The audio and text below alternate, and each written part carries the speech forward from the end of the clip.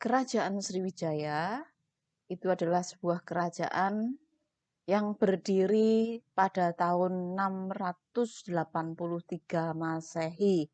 Mari kita lihat tinjauan umumnya. Nah, kerajaan Sriwijaya itu kan berdiri abad 7 Masehi. Letaknya itu di tepi Sungai Musi di Palembang sana, jadi di Sumatera ya. Kemudian sumber sejarahnya didapat dari mana?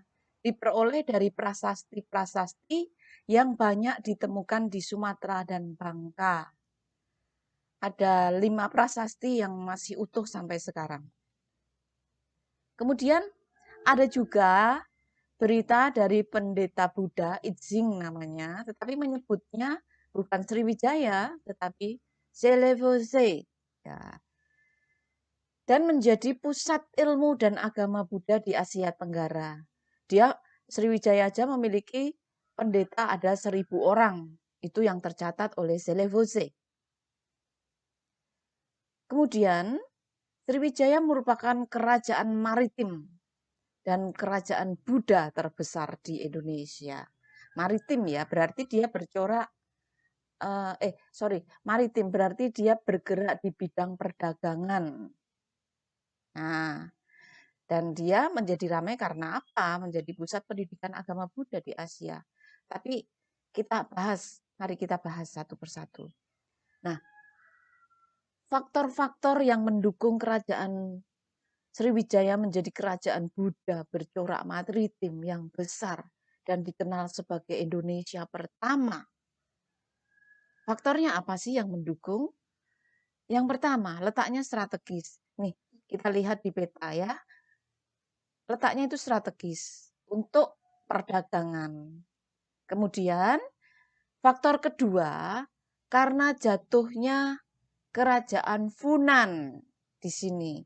Yang tadinya pusat perdagangan Asia Tenggara dan India itu berpusat di Funan.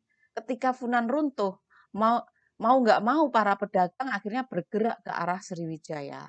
Gitu. Nah, runtuhnya kerajaan Funan di Indochina ya tadi. Oke, faktor ketiga didukung oleh pelabuhan perdagangan yang ramai. Sehingga kapal-kapal dagang yang singgah terjamin keamanannya. Yang ini adalah memiliki angkatan laut yang kuat. Sorry Bu Margarita meletakkannya kok salah, seharusnya di bawahnya ya. Sehingga kapal-kapal dagang itu yang singgah terjamin keamanannya karena memiliki angkatan laut yang sangat kuat. Kemudian memiliki armada kapal perdagangan yang mampu berlayar jauh. Yang di awal tadi sudah Ibu tunjukkan bentuk kapal layarnya. Kemudian kekayaan alam Sriwijaya berupa emas dan perak, maka Sriwijaya dikenal sebagai negeri emas karena memiliki kekayaan emas dan perak. Selain itu juga perdagangannya dikenal dengan komoditas gading, kualitas bagus karena namanya gajah Sumatera. Kemudian gajah Lampung, nah gitu. Dan hasil pertaniannya berupa rempah-rempah ini tentu saja sangat dibutuhkan di kawasan Eropa, tetapi Eropa belum sampai ke Indonesia karena mereka belum menemukan. Mereka hanya berdagang di kawasan perbatasan antara India dan Eropa yang nanti jatuh ketika terjadi perang salib itu. Jadi mereka mendapat rempah-rempah dari sini. Nah, bangunan peninggalannya Sriwijaya apa? Yang masih utuh saja ya bangunannya itu adalah kompleks Candi Muara Takus, bukan tikus. Takus. Nah, ini gambarnya. Masih megah.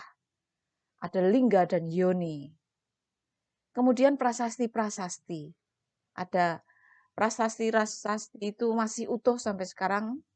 Ada prasasti Kedukan Bukit, Talang Tuo, Telaga Batu, Kota Kapur, dan Karangbrahi. Ini nggak akan saya